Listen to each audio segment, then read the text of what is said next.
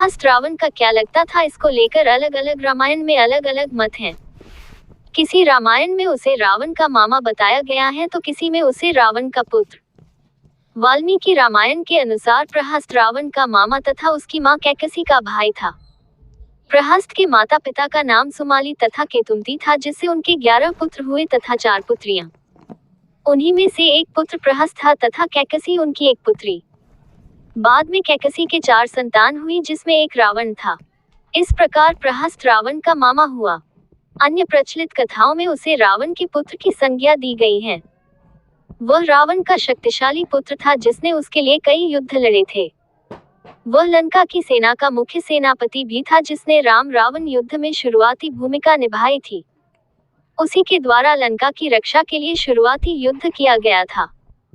उस समय श्रीराम की वानर सेना समुद्र पार करके लंका पहुंच चुकी थी तथा रावण ने श्रीराम का शांति संदेश भी ठुकरा दिया था।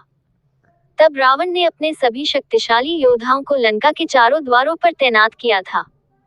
उसी सुरक्षा में प्रहस्त, अकम्पन व दुर्मुख जैसे शक्तिशाली योद्धा तैनात थे। जब अकम्पन तथा दुर्मुख जैसे महाबली योद्धा युद्ध क्षेत्र में मारे गए, तब प्रहस्त युद्ध भूमि में आया तथा वानर सेना में हाहाकार मचा दिया। अपने तीर बाणों से वह असंख्य वानरों का वध करते हुए आगे बढ़ रहा था। वानरों का संहार होता देखकर लक्ष्मण स्वयं युद्ध भूमि में आए तथा प्रहस्त को युद्ध के लिए ललकारा।